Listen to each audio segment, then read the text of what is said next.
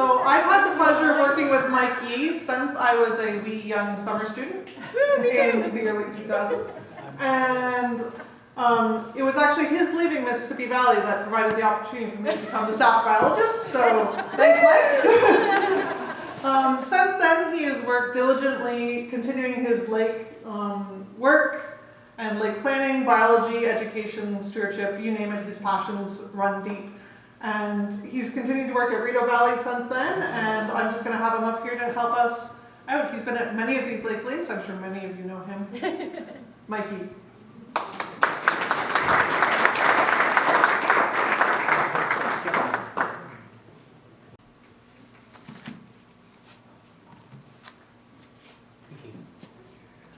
Well, what's been put on the agenda, you're expecting a really, really great talk.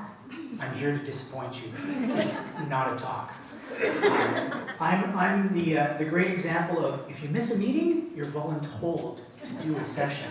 And the session is basically kind of ask questions. So I think I'm more of a pep talk, rah kind of guy to get you guys motivated to do lake planning, because really that's what we're here to learn about is the lake planning side of things. So I just wanted to, with a show of hands, just see how many people are from different areas here. So how many people here are municipal councilors? Yes, Rideau Lakes could have quorum right now. Close, yeah. Okay, well that's good to see, all right. How many people live on a lake or a river? Okay, well yeah, that makes sense, right? It might be a rhetorical question, but anyways, just wanted to see that show of hands. How many people, and again this may be a rhetorical question, love your lake? Obviously, you're here, right? That's great, so kudos for you for giving up a beautiful Saturday to come to listen about something that might be able to help you do something for your lake. Okay, so I'm in between being able to see and read, so I have to take my glasses off now. So again, a show of hands, how many people have a lake plan on their lake? Oh, that's good. A number of you guys, all right? So hopefully, during the lunch break, the people that don't have a lake plan, talk to the people that did have a lake plan, and you're going to do a lake plan now, because that's really kind of what we're trying to get at. So that's good to see so many are there. Now, those of you that don't have a lake plan, how many of you are considering that you're going to do one? Show of hands again. Okay, good. Yeah, that's great. All right. So the idea is to show you the pros and cons, and I think the pros really outweigh the cons for wanting to do that. Okay, so so this afternoon, the sessions after me are going to be the meat, right? I'm just like white bread right now, right? Not a lot of substance, okay? So the substance is coming later on, which is great. So I guess what I'm looking at is for you guys, considering doing a lake plan, really, there's a quote that says, if you have a goal without a plan, it's just a wish, right? So a lake plan is the way that you can put your thoughts onto paper and give it some substance. Unlike my white bread presentation right now, okay? You got some substance. And so the idea is to have that substance. A big part of it is because what I found over the years is lake associations are fairly ephemeral, okay? You guys are like mayflies. Some of you last like on the executive for like a week and then you die. No, I'm kidding. So the idea then is you guys with your lake associations, a lot of you are long-standing members, but the problem is finding the next person to take over. Because when you ask for volunteers, right, and you look around the crowd and you say, who wants to volunteer? Everybody looks at their shoes, right? Don't make eye contact.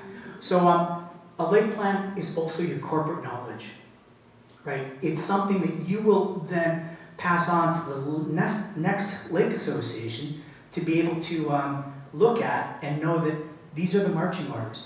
This is what we're supposed to do, and you've got an array of things that you can look at to deal with that's going to help protect the lake that you love so much. And so really that's kind of the idea of what that lake plan is.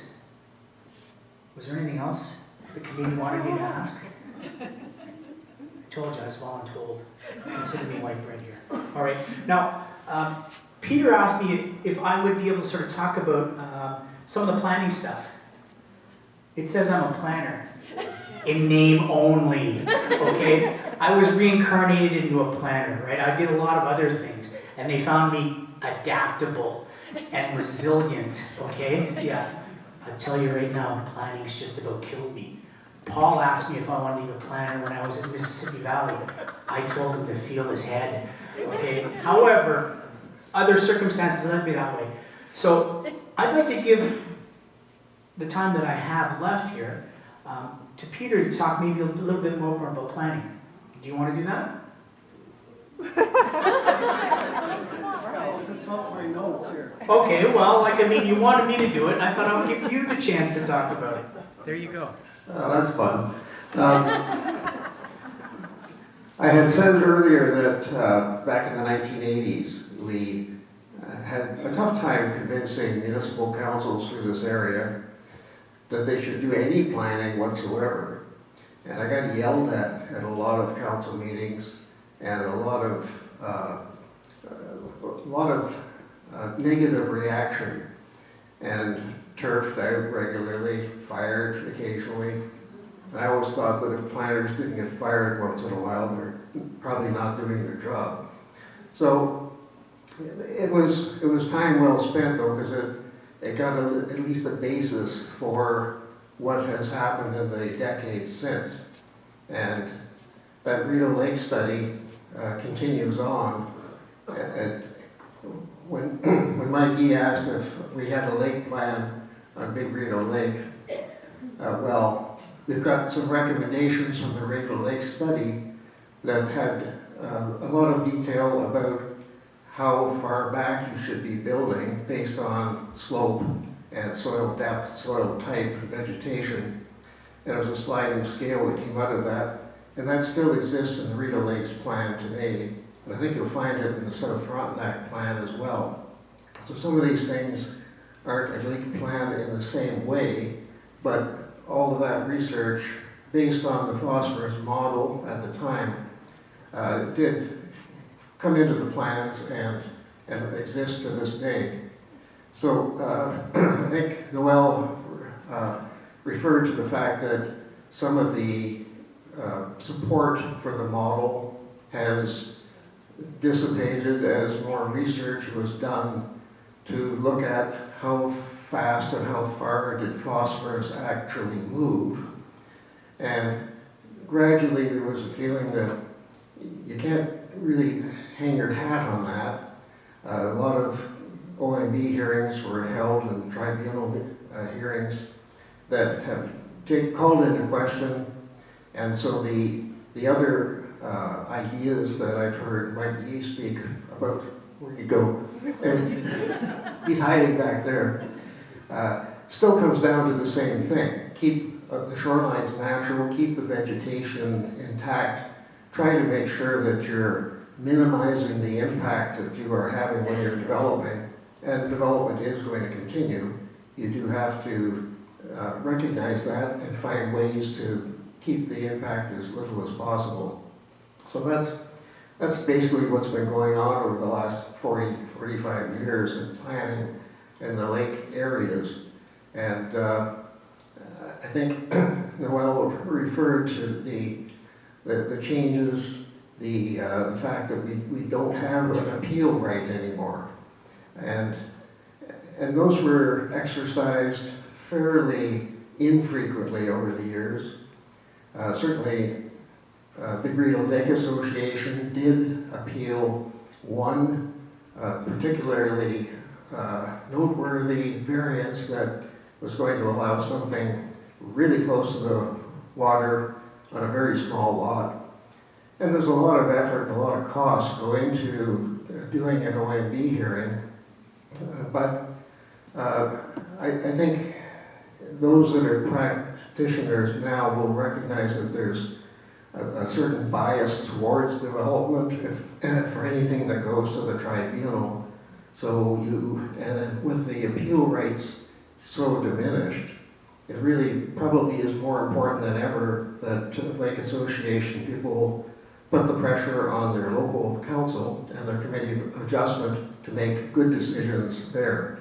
Because if they don't make a good decision, you don't have any choice in the matter after the fact. So encouraging involvement with your local municipality is part of the message. That's what you wanted to say, wasn't it, Mike? It was. Thank you. Thank you, Peter.